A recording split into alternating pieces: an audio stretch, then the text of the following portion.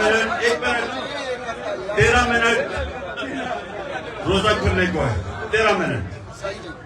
میں نے آپ سے 9 یا 10 منٹ تک بات کروں گا اور انشاءاللہ آخری 3 منٹ اللہ سے دعا کریں گے. آپ سب کو اس چیز کا علم ہونا چاہیے کہ اللہ روزے سے پہلے, کھولنے سے پہلے ہماری دعا کی قبولیت سب سے زیادہ ہوتی ہے. اس کی ہم دعا کریں گے. اچھا آپ سنیں, پہلے تو نجم آپ کی جو آپ نے نعت پڑھی, آپ کا ہم سب شکریہ ادا کرتے ہیں. دوسری چیز, میں نے بات کرنے سے پہلے مجھے ذرا بتاتے جائیں کہ کدھر کدھر سے ہمارے لوگ ہیں.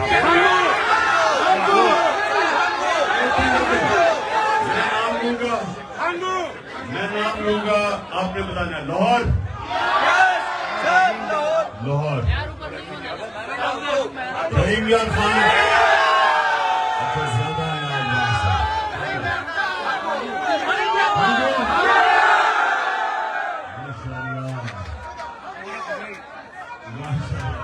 اور ایک سے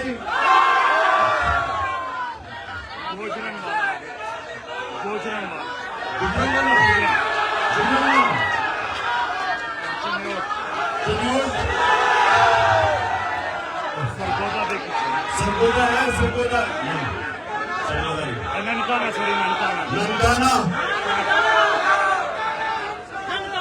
ننکانہ سے تو بڑے کمزور لوگ پہنچے ہیں. ہاں لا اسٹوڈنٹس ہمارے یہاں ویلکم کرتا ہوں, سارے لا اسٹوڈنٹس. اچھا جی آپ سننا 9 منٹ. لندن سے بھی آئے ہیں, لندن, کشمیر, لاس اینجلس اور ساجد ویلکم. اچھا جی سنیں آپ پلیز, خاموشی. آپ دیکھیں آپ یہ میں جو کوئی اسلام کا اسکالر نہیں ہوں, لیکن میں اپنے زندگی کے تجربے سے جو میں سمجھاؤں اپنے دین کو, میں آپ کے سامنے اس کی چھوٹی سی چیز رکھتا ہوں. دیکھیں لا الہ الا اللہ, جب آپ یہ آزادی کا دعویٰ کرتے ہیں کہ اللہ تیرے سوا کسی کے سامنے نہیں جھکتے. ایک شعر ہے کہ ایک سجدہ جس کو تو گراں سمجھتا ہے دیتا ہے ہزاروں سجدوں سے نجات. کہ ایک سجدہ جس کو انسان مشکل سمجھتا ہے وہ ہزاروں لوگوں کے سامنے سجدے کرنے سے انسان کو آزاد کر دیتا ہے. تو جو اندرونی آزادی ہے وہ لا الہ الا اللہ دیتا ہے. جو معاشرے کی آزادی ہے وہ انصاف دیتا ہے.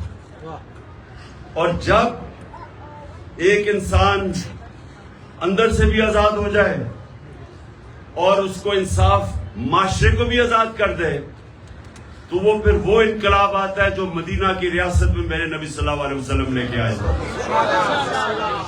دنیا کی تاریخ میں کبھی ایسا بڑا انقلاب نہیں آیا.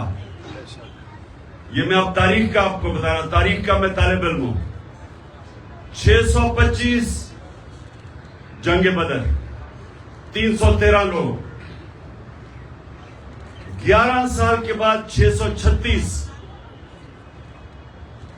جو اس وقت کی سپر پاور تھی بیزنٹائن ایمپائر, جس کو رومن ایمپائر بھی کہتے ہیں, 636 میں 11 سال کے بعد رومن ایمپائر جس کی فوج 1 لاکھ تھی, خالد بن ولید کی جنرل شپ کے اندر 11 سال کے بعد یارموک میں وہ گھٹنے ٹیک دیتی ہے.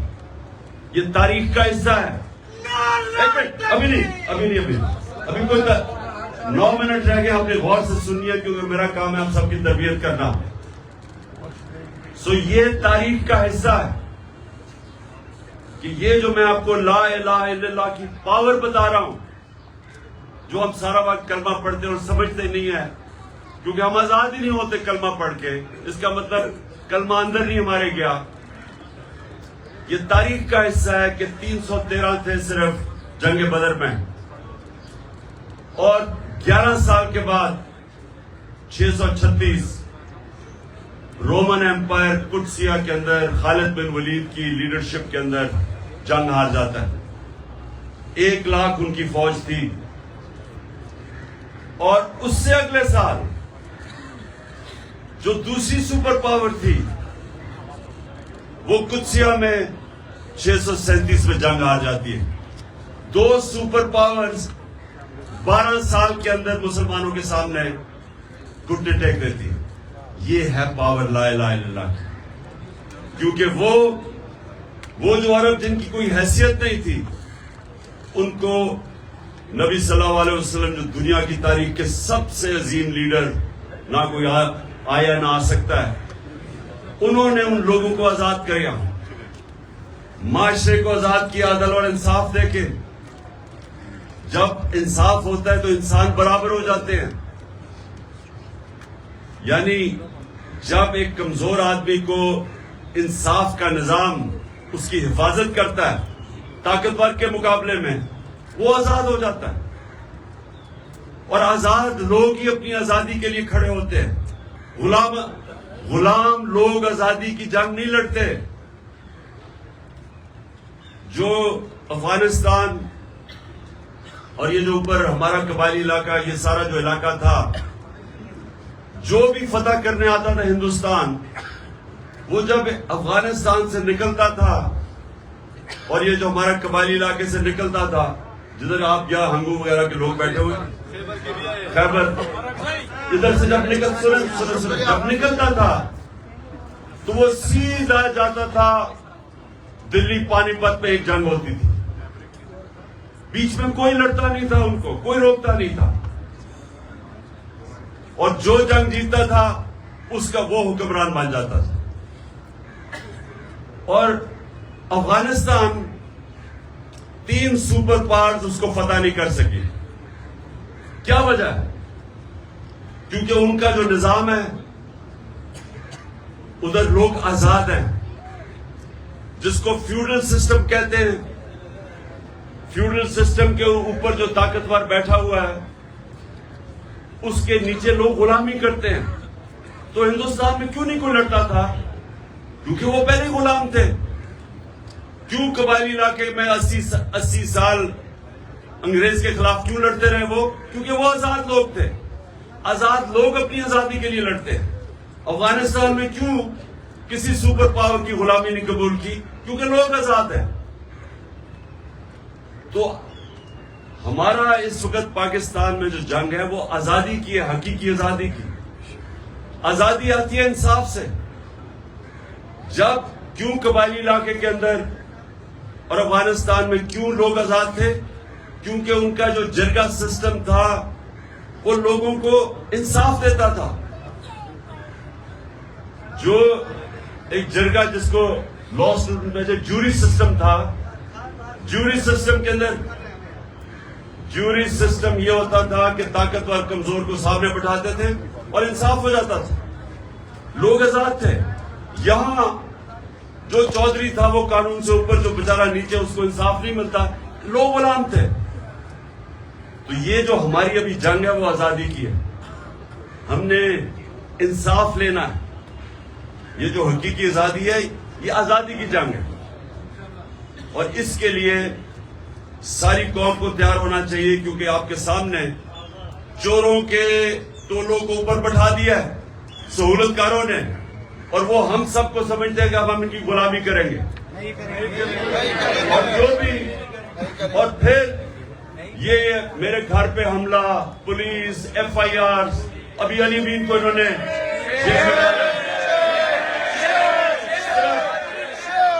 صرف لوگوں کو یہ بتانے کے لیے کہ ہم آزاد نہیں ہیں, ہم جانور ہیں, جدھر مرضی یہ چاہے ہم جانوروں کو ادھر ڈنڈے مار کے کر دیں گے. اس لیے ہم سب نے اس جنگ میں شرکت کرنی ہے. اور آخر میں دیکھو, آپ سب لیڈر ہیں. ہم سب لیڈر کیوں ہیں؟ کیونکہ ہم اللہ کی سب سے عظیم مخلوق, اشرف المخلوقات ہیں. ہمیں سمجھ نہیں آتی کہ اللہ نے ہمیں کتنی صلاحیتیں دی. جب اللہ نے فرشتوں کو کہا کہ انسان کے سامنے جھکو، اور ابلیس نے کہا کہ یہ تو میں آگ کا ہوں اور یہ مٹی کا ہے. تو اللہ نے فرشتوں کو کہا کہ تمہیں بھی نہیں پتا کہ میں نے کتنی انسان کو صلاحیت دی. ہمیں انسانوں کو بھی نہیں پتا ہمارے پہ کتنی اللہ نے کتنی نعمتیں بخشی، کیونکہ ہم اپنی صلاحیتوں کو آزماتے ہی نہیں ہیں. سب سے بڑا رکاوٹ اپنی صلاحیتوں کے پر پہنچنے کے لیے وہ ہے خوف. یہ جو لا الہ الا اللہ ہے، سب سے بڑا جو بت یہ توڑتا ہے وہ خوف کا بت ہے. قرآن کی آیت ہے جو لوگ ایمان لے آئے میں ان کے خوف دور کر دیتا ہوں، کیونکہ خوف رکاوٹ ہے انسان کی آزادی میں. یزید کے خوف کی وجہ سے کوفہ کے لوگوں نے حضرت امام حسین کی مدد نہیں کی. پتا تھا ان کو کہ حضرت امام حسین رائے حق پہ ہیں، لیکن اس کے خوف، اس کے ڈر کی وجہ سے، خوف کے بت کی پوجا کرنے کی وجہ سے انہوں نے اسلام کا اتنا بڑا سانیہ ہونے دیا. اس لیے جو لیڈر ہوتا ہے وہ اپنے خوف کے اوپر قابو پاتا ہے، نہیں تو بزدل آدمی لیڈر نہیں بن سکتا، وہ نواز شریف بن جاتا ہے. جو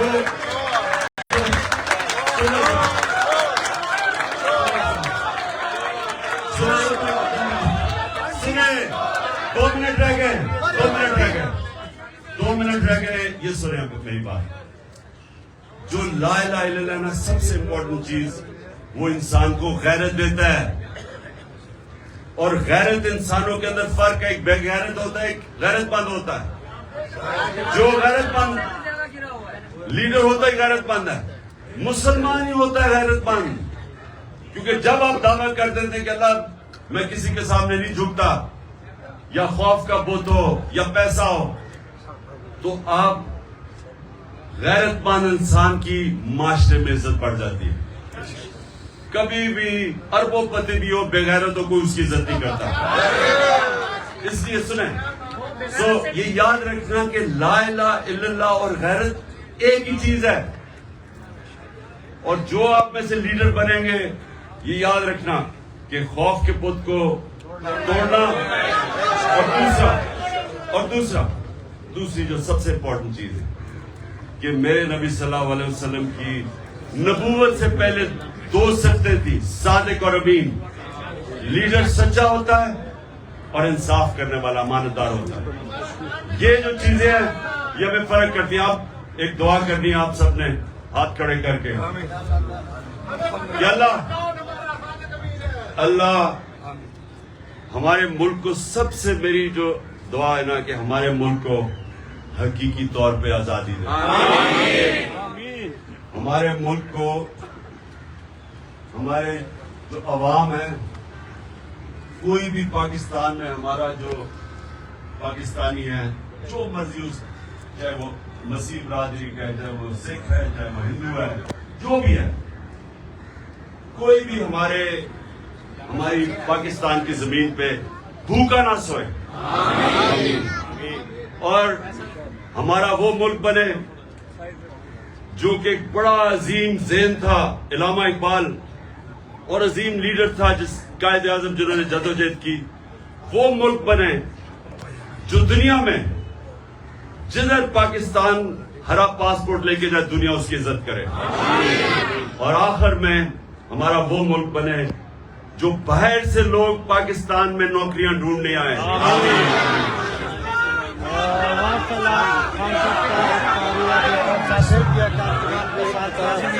تھوڑا سا کیمرہ کے ہاتھ سمجھ آپ تعریف کر رہے ہیں.